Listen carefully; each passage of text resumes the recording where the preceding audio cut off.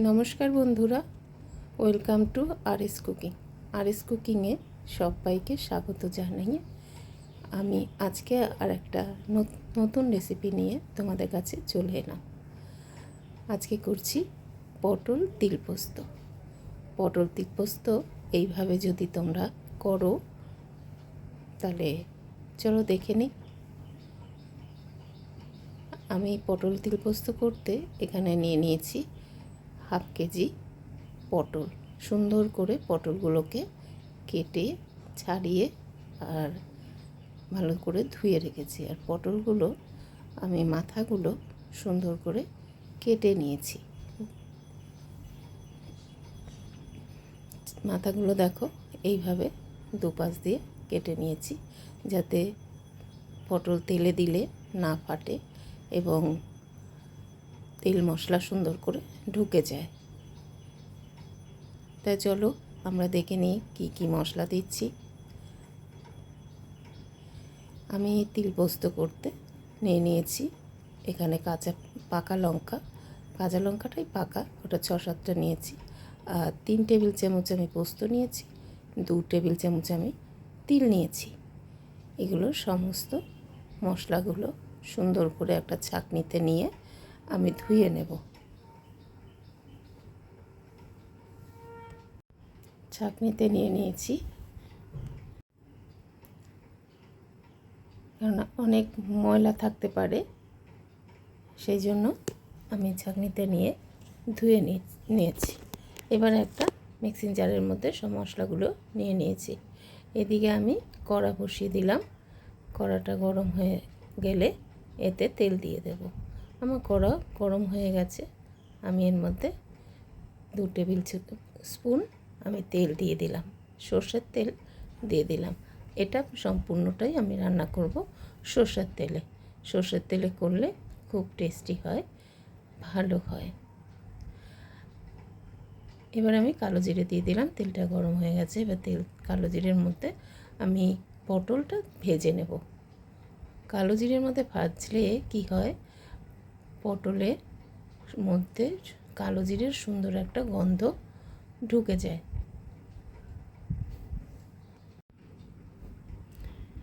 এইভাবে বারবার নেড়ে দিতে হবে। ভাজা বসিয়ে দিলাম। এদিকে আমি মশলাটা পেস্ট করে নিই ততক্ষণ।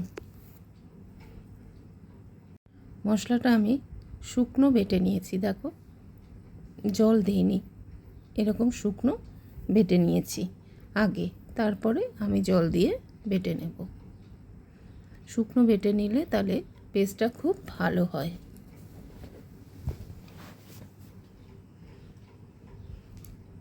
এবার আমি জল দিলাম, জল দিয়েও পেস্টটা করে নেব। এদিকে পটলটা আমার আবার একবার দেখে নিই। পটলটা দেখো এক পিঠ হালকা লাল হয়েছে।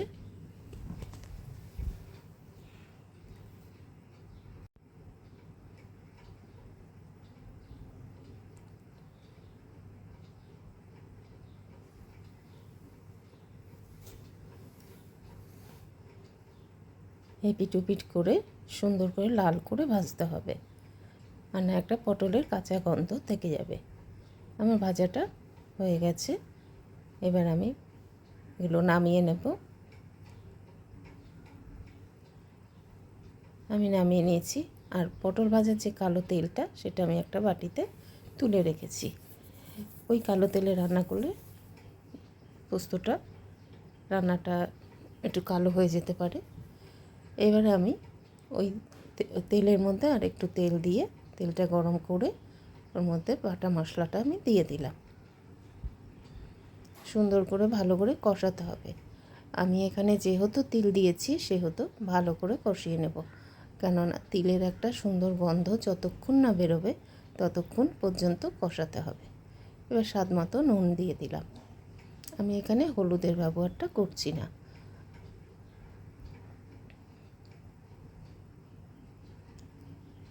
হলুদ দেওয়ার প্রয়োজন নেই, কারণ আমি এখানে যেহেতু লাল লঙ্কা দিয়েছি, হলুদ দেওয়ার কোনো দরকার নেই।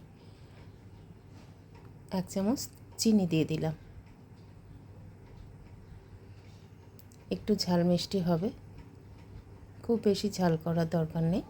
আমি খুব বেশি ঝাল করলাম না, পোস্ত খুব বেশি ঝাল করলে ভালো লাগে না।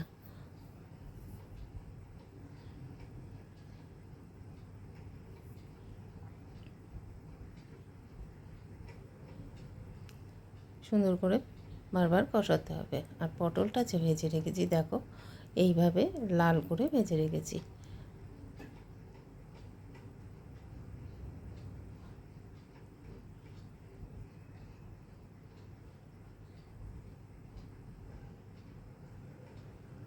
শুকিয়ে গেছে, আবার একটু নেড়ে দেব। আবার একটু এরকম 2-3 বার কষিয়ে নিতে হবে জল দিয়ে দিয়ে।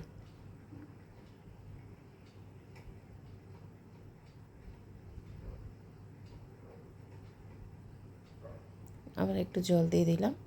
আমি কিন্তু সম্পূর্ণ রান্নাটা গরম জলেই রান্না করছি।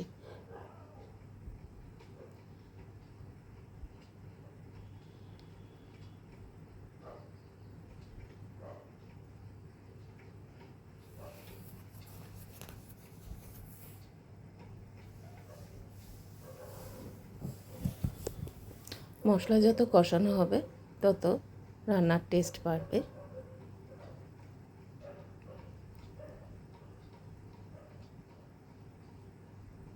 আমি যে কোনো রান্না আমি একটু কষাই, খুব ভালো করে কষাই। আমি যদি এখানে শুধু পোস্ত দিয়ে করতাম তাহলে এত কষাতাম না।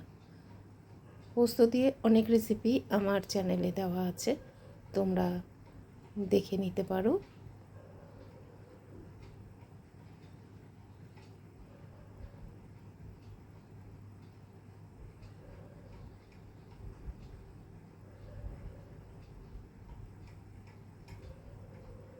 এবার আমি পটলগুলো, ভাজা পটলগুলো দিয়ে দিলাম।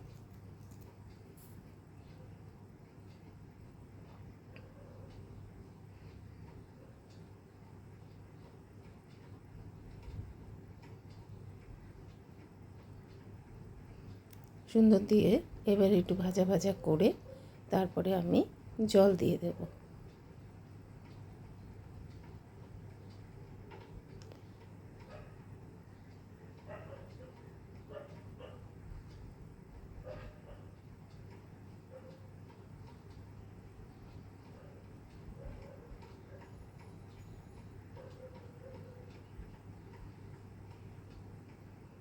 এবার আমি জল দিয়ে দিলাম।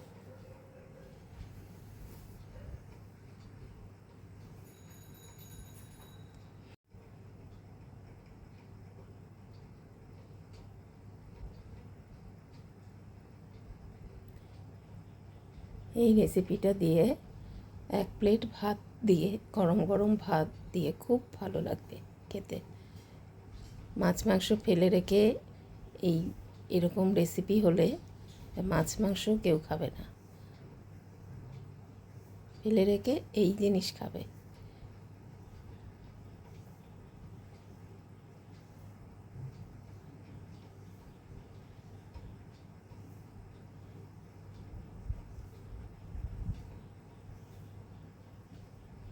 কেউ স্কিপ করে দেখো না, তাহলে বুঝতে পারবে না। এবারে আমি একটু ঢাকা দিয়ে দিলাম।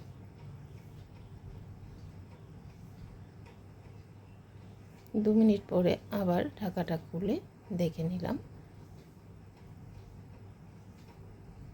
পটলটা অনেক বড় বড় তো একটু ভেতরে কাঁচা থাকতে পারে, সেই জন্য ঢাকা দিয়ে দিয়ে রান্নাটা করে নিচ্ছি। আবার একটু ঢাকা দিয়ে দেব।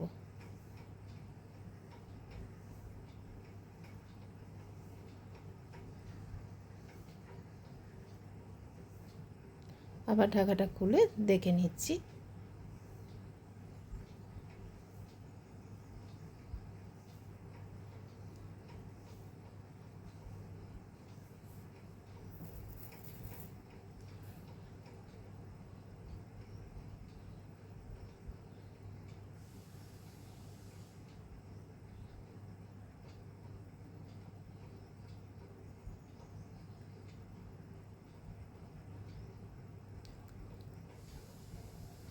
যাদের রান্নাটা দেখে ভালো লাগছে তারা সাবস্ক্রাইব করে আমার পাশে থেকো আর বেল আইকনটা প্রেস করে রেখো, যাতে নিত্য নতুন রেসিপি দিলে তোমাদের কাছে আগেই পৌঁছে যায়।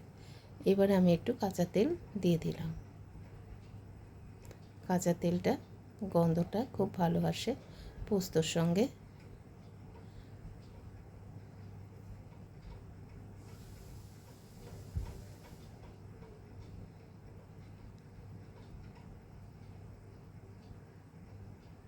দেখো কত সুন্দর হয়েছে।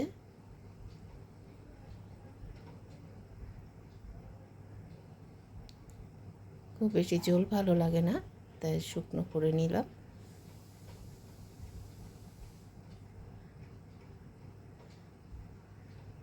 আমাকে তোমরা অনেক সুন্দর সুন্দর কমেন্ট করো, ভালো ভালো কমেন্ট করো, তাই আমার রান্না করার উৎসাহটা আরও বাড়ে।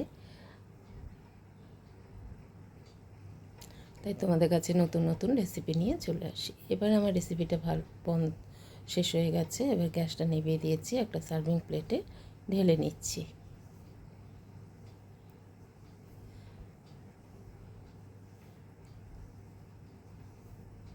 রেসিপিটা যদি তোমাদের ভালো লাগে তবে লাইক কমেন্ট শেয়ার করো, আর যারা নতুন আছো সাবস্ক্রাইব করে আমার পাশে থেকো বন্ধুরা।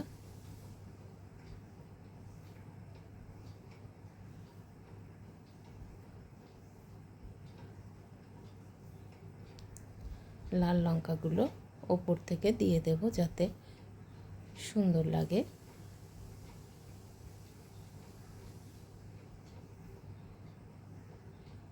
এইভাবে তোমরা পাশে থেকো, সবাই সবার পাশে থেকো, আমিও তোমাদের পাশে আছি। আর নতুন নতুন রেসিপি পাওয়ার জন্য নতুন যারা আছো তারা সাবস্ক্রাইব করে আমার পাশে থেকো, আর বেল আইকনটা প্রেস করে রেখো, যাতে নিত্য নতুন রেসিপি দিলে তোমাদের কাছে আগেই পৌঁছে যায়। সবাই এইভাবে ভালো থেকো, সুস্থ থেকো, সাবধানে থেকো। টাটা।